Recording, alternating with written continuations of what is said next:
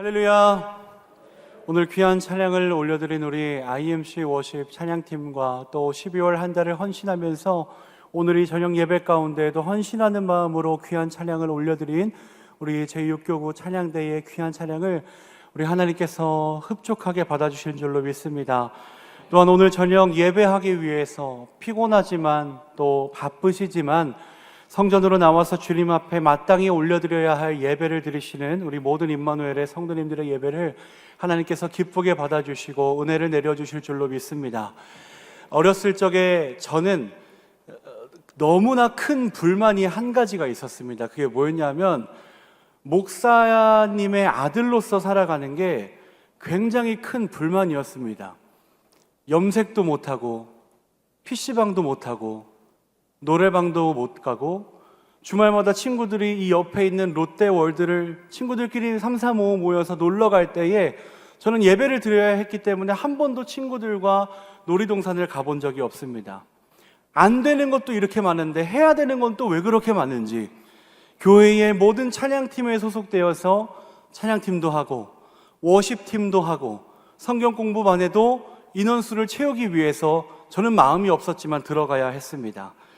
다른 가정들보다 더 엄격한 통제와 의무 때문에 항상 제 마음속에 불만을 품고 살아갔었던 적이 기억이 납니다. 그런데 지금 와서 생각을 해보면 저에게 그 올바름의 바운더리마저 없었더라면 내가 과연 이 자리에 있을 수 있었을까? 내가 그 성경적인 울타리 가운데에서 교육을 받고 내가 엇나가려고 할 때마다 부모님께서 교육해 주신 이 성경적인 울타리 가운데 거하지 않았더라면 내가 지금 예수를 믿고 있었을까라는 이런 생각을 해보게 되었습니다. 하나님께서는 아주 오래전부터 하나님 나라 백성들이 하나님 나라의 백성답게 살아갈 수 있도록 말씀을 주셨습니다. 덕분에 무엇이 죄고 무엇이 의인지 모르고 있었던 이스라엘 백성들은 하나님의 말씀을 통해서 의와 불의를 구분하며 살아갈 수 있게 되었습니다. 그런데 문제가 생겼습니다. 알면서도 범죄하는 일들이 생겨나기 시작했다는 것입니다. 사사기 13장 1절의 말씀을 제가 읽어드리겠습니다. 이스라엘 자손이 다시 여호와의 목전에 악을 행하였으므로 여호와께서 그들을 40년 동안 블레셋 사람의 손에 넘겨주시니라. 아멘. 다시라는 말은 이전에도 또 그 전에도 악을 행했었다라는 사실을 대변해 줍니다. 그때마다 말씀을 잊고 살아가는 그 백성들에게 올바른 백성의 삶이 무엇인지 지도하고 또 그들을 모든 압제와 모든 문제 가운데에서 구원하시려고 하나님께서는 사사를 세워주셨습니다. 특별히 오늘 본문에서 등장하는 삼손이라고 하는 사람은 다른 사사들과는 조금 다른 인물이었습니다. 이 삼손은 사사이면서 동시에 특별히 성경에서 그가 나실인이라고 표현을 하고 있습니다. 나실인이란 히브리어 나지르에서 파생된 단어인데 이 원어의 뜻은 바치다, 헌신하다 라는 뜻으로서 하나님께 헌신하는 사람, 하나님께 바쳐진 사람을 의미합니다.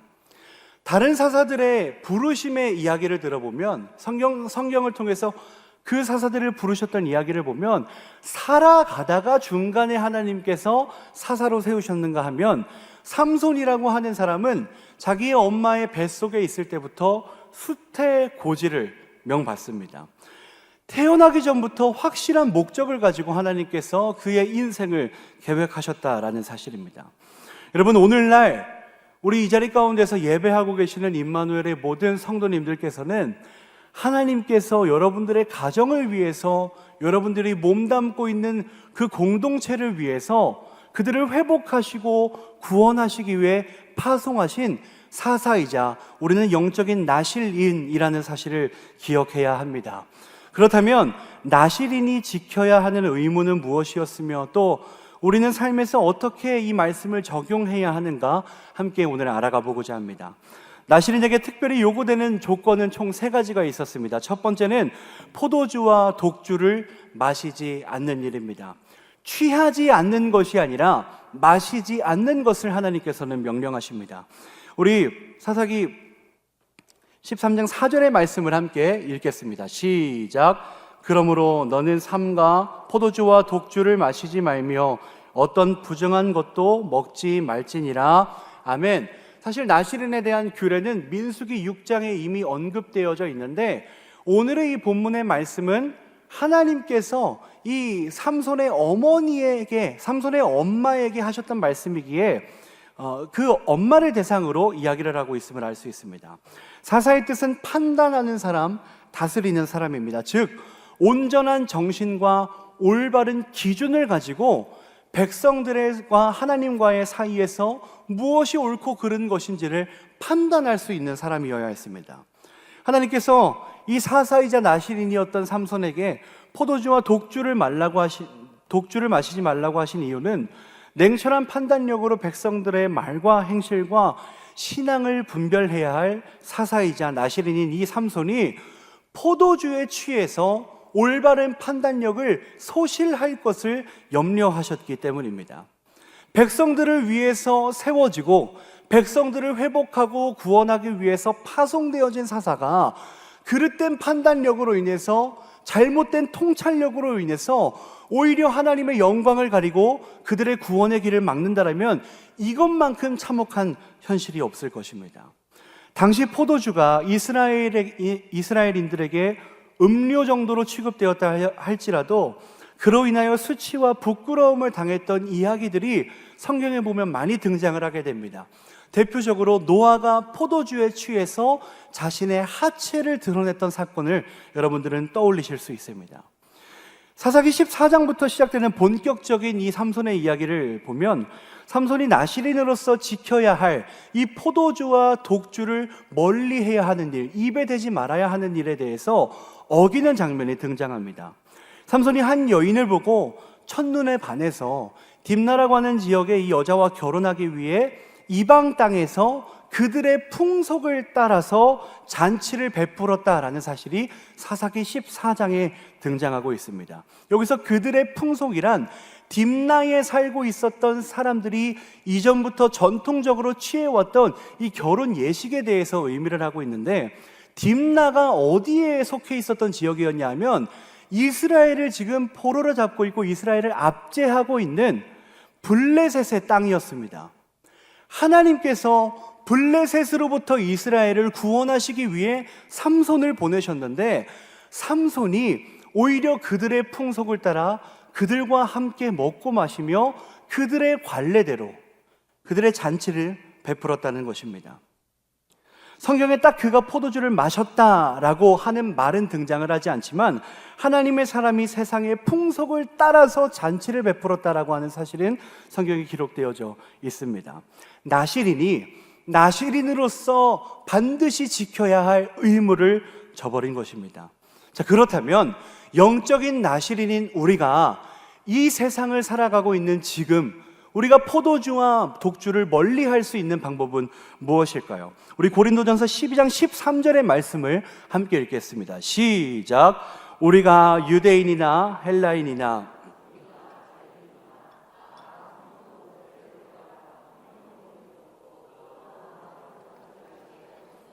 아멘. 고린도전서 12장에서 우리로 하여금 무엇을 마시게 했다고 이야기합니까? 한 성령을 마시게 하셨느니라. 여러분, 우리가 이 세상을 살아가는 영적인 나실인으로서 포도주와 독주를 입에 대지 않기 위해서는 우리는 늘 성령으로 충만해야 될 줄로 믿습니다.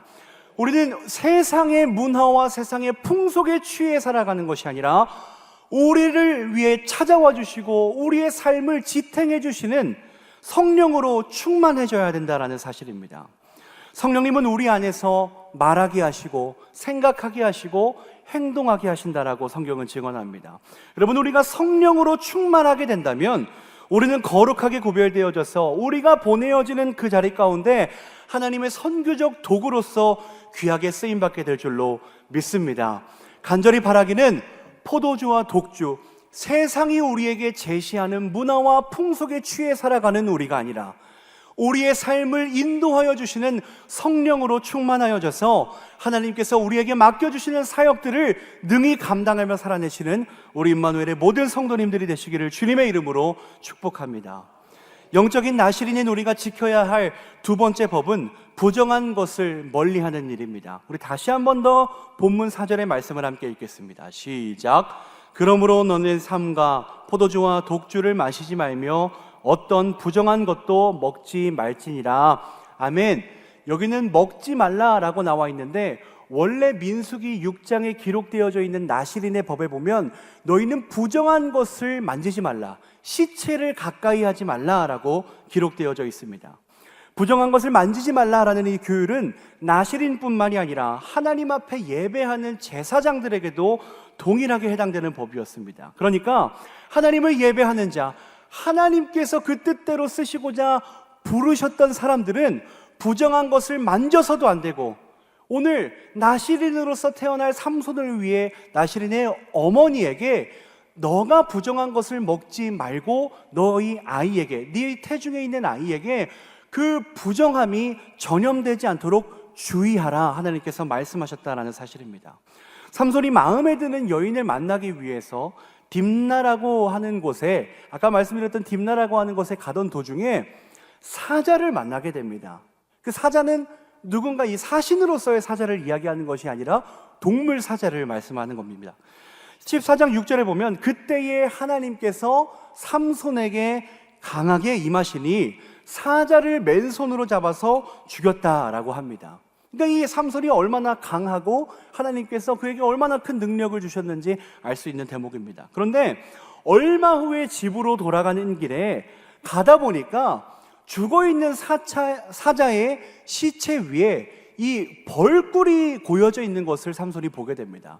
근데 삼손이 벌꿀을 보니까 보암직도 하고 먹음직도 하길래 시체에 붙어 있었던 벌꿀을 들어서 길을 가면서 먹기 시작합니다. 그런데 삼손이 참 효자였던 게 그 맛있는 꿀을 혼자 먹지 않고 집으로 돌아가서 그 부모님들에게 함께 나누어 주게 됩니다.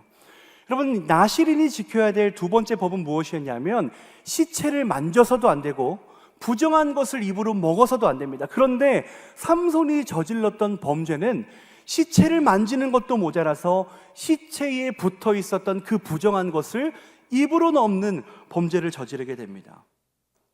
율법에서는 시체는 부정한 것으로 규정되어져 있고 나실인은 부정한 것을 만지지도 말고 먹지도 말라라고 했는데, 더 나아가서 이 삼손이라고 하는 사람이 하나님의 말씀을 어기게 되었다라는 사실입니다. 여러분, 죄의 특징 중에 하나는 전염성이 빠르다라는 것입니다. 분별하지 못한 삶 속에서 죄를 짓게 되고 그 죄는 나에게서 끝나는 것이 아니라 내가 몸담고 내가 만나고 있는 그들에게 영적으로 좋지 못한 영향력을 끼친다라는 사실입니다. 생각해보면 에덴 동산에서 하와가 하나님께서 먹지 말라라고 하셨던 선악과를 따먹고 자기만 먹고 끝낸 것이 아닙니다. 누구에게로 갔습니까? 남편 아담에게로 가서 선악과를 따먹게 되는 범죄가 일어나게 됩니다. 죄는 나 하나에서 끝나는 것이 아니라 전염성이 강하다라는 사실을 반드시 기억하시기를 소망합니다. 여러분, 우리가 보내어진 자리에서 영적인 나실인으로서의 삶을 살아가지 못한다면 그 죄는 나에게서 끝나는 것이 아니라 전염되고 전염되어져서 나와 함께하고 있는 그들에게까지 퍼져나간다는 것입니다. 사랑하는 성도 여러분, 간절히 바라기는 성령으로 충만하여져서 늘 영적인 통찰력을 가지고 살아가시기를 주님의 이름으로 축복합니다.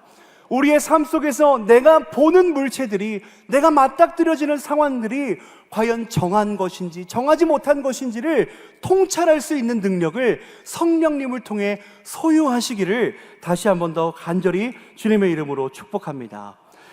우리가 성령으로 충만하게 된다면 내가 보는 것이 내가 보는 것이 아니라, 내가 생각하는 것이 내가 생각하는 것이 아니라, 내가 생각하는 것으로 여겨지는 것이 아니라 우리 안에서 생각하고 말하게 하시고 행동하게 하시는 성령님께서 판단하여 주시고 말씀을 떠올리게 하여 주시고 영적인 통찰력으로 이 세상을 살아가는 우리를 거룩하게 인도하여 주실 줄로 믿습니다. 여러분, 간절히 바라기는 죄의 통로가 아니라 복음의 통로, 축복의 통로로 살아가시는 영적인 나실인들이 되시기를 주님의 이름으로 축복합니다. 영적인 나실인으로서 우리가 지켜야 할 법 그 세 번째는 머리에 삭도를 대지 않는 일입니다. 본문 5절의 말씀을 함께 합독하시겠습니다. 시작. 보라, 내가 임신하여 아들을 낳으리니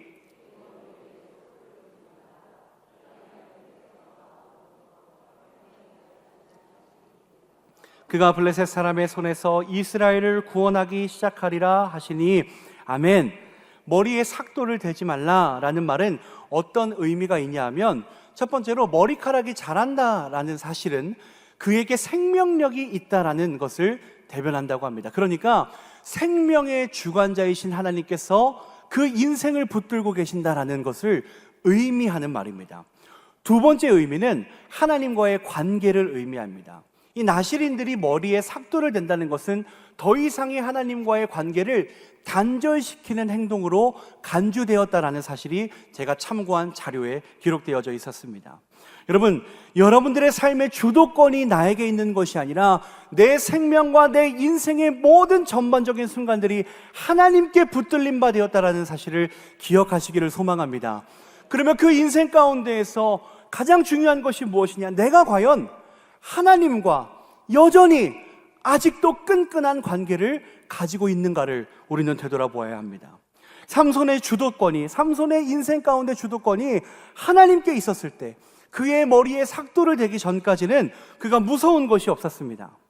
사사기에 나오는 모든 사사들 중에 삼손은 가장 강한 사람으로 묘사되었는데, 얼마나 강한 힘을 갖고 있었냐 하면, 레이에서 블레셋 사람들을 만났을 때 나귀의 턱뼈를 가지고 몇 명을 죽였습니까? 1000명을 나귀의 턱뼈만을 가지고 죽였습니다. 뿐만 아니라 여우 300마리의 꼬리를 묶어서 컨트롤을 할 만큼 아주 강한 힘의 능력자였습니다. 전쟁을 치러본 다른 사사들 곁에는 늘 함께하는 사람들이 있었지만 유일하게 삼손은 혼자서 블레셋을 물리쳤던 기록들이 성경 속에는 무수히 많이 나와 있습니다. 그런데 이 모든 과정 가운데에는 한 가지 공통점이 있습니다. 위기에 처할 때마다 무엇이 기록되어져 있냐? 하나님의 영이 그에게 임하였더니. 이것이 무엇을 의미하는 것이냐면, 삼손이 모든 곳에서, 모든 상황 가운데에서 하나님의 능력의 도우심을 받아 블레셋을 무찔렀다라는 사실입니다. 전쟁의 승패가 인간의 많고 적음, 인간의 지혜가 있고 없음에 따라 갈리는 것이 아니라 하나님이 그 인생과 함께 하느냐, 함께 하시지 않느냐에 달려 있었다라는 사실입니다. 그런데 후에 하나님과의 관계가 끊어지자 이 상황이 반전이 됩니다. 사사기 16장 20절의 말씀을 제가 읽어드리겠습니다. 들릴라가 이르되 삼손이여 블레셋 사람이 당신에게 들이닥쳤느니라 하니 삼손이 잠을 깨며 이르기를 내가 전과 같이 나가서 몸을 떨치리라 하였으나 여호와께서 이미 자기를 떠나신 줄을 깨닫지 못하였더라. 아멘. 이 말씀을 준비하면서 이 구절에서 굉장히 큰 찔림을 제가 받았습니다. 개인적으로. 삼손이 이야기합니다. 내가 전과 같이 나가서 그들을 무찌르리라. 왜? 그 전까지는 하나님의 영이 강력하게 임하셔서 싸울 때마다 승리했고 무엇을 할 때마다 성공적으로 모든 사역들이 마무리가 되어졌는데, 중요한 사실이 이미 하나님의 영이 그에게서 떠났는데 삼손이 그것을 깨닫지 못하고 있었다라는 것을 성경이 증언하고 있습니다. 나도 과연 하나님과의 온전한 관계를 맺고 있는지, 아니면 나도 모르는 사이에 내가 내 머리에 삭도를 대서 하나님과 관계가 끊어진 순간들을 살아가고 있는 것은 아닌지 돌아보시기를 간절히 소망합니다. 나실인으로서 의무를 저버리다 보니까 머리가 밀린 삼손이 착각 속에 살아가게 됩니다. 자기가 하나님과의 관계가 끊어지고 삶의 주권이 하나님에게서 떠난 것도 모르고 하나님 없이 자기가 스스로 잘 싸워 이길 수 있다고 교만한 마음에 사로잡혀 있었을 때 삼손은 두 눈이 뽑히는 비참한 결과를 맞이하게 됩니다. 그리고 조롱거리로 전락하는 사건이 이 이야기의 끝부분에 등장하고 있습니다. 여러분, 우리 삶을 잘 돌아보시기를 바랍니다. 과연 지금 여러분들의 이 영적인 상태가, 우리의 신앙과 우리의 믿음이 하나님과 끈끈하게 묶여져 있는지, 아니면 나도 모르는 사이에 내가 착각 속에 빠져가는 이 영적인 나태함의 순간들의 연속 가운데에서 나도 모르는 사이에 하나님과의 관계가 끊어진 것은 아닌지 말씀을 통해 돌아보시는 여러분들이 되시기를 소망합니다. 삼손이 두 눈이 뽑힌 후에야 깨닫게 됩니다. 13장부터 이 16장 끝까지 삼손이 하나님을 한 번도 찾지 않다가 그가 깨달았을 때 비로소 하나님께 간구하는 장면이 마지막에 등장을 합니다. 결국 삼손은 죽음으로 그 이야기가 끝마무리 되었지만 삼손에 대한 마지막 이야기는 이렇게 설명하고 있습니다. 그의 형제와 아버지의 온 집이 다 내려가서 그의 시체를 가지고 올라가서 소라와 에스다올 사이 그의 아버지 마노아의 장지에 장사하니라. 하나님과의 관계 속에서 영적인 나태함과 교만한 가운데 살아갔던 이 삼손은 결국에는 끝에 자신의 지나왔던 모든 과거들을 회개하면서 하나님, 나에게 한 번 더 힘을 주신다면, 나와 함께 하신다면 내가 이들에게 하나님에 대한 이 원수를 갚게 하여 주시옵소서, 나를 통해서 마지막으로 한 번만 더 역사하여 주시옵소서, 이렇게 간절하게 기도했을 때 그곳에 있었던 자신을 조롱하고 하나님을 조롱하던 이들을 물리쳤던 이야기로 삼손의 이야기는 끝이 납니다.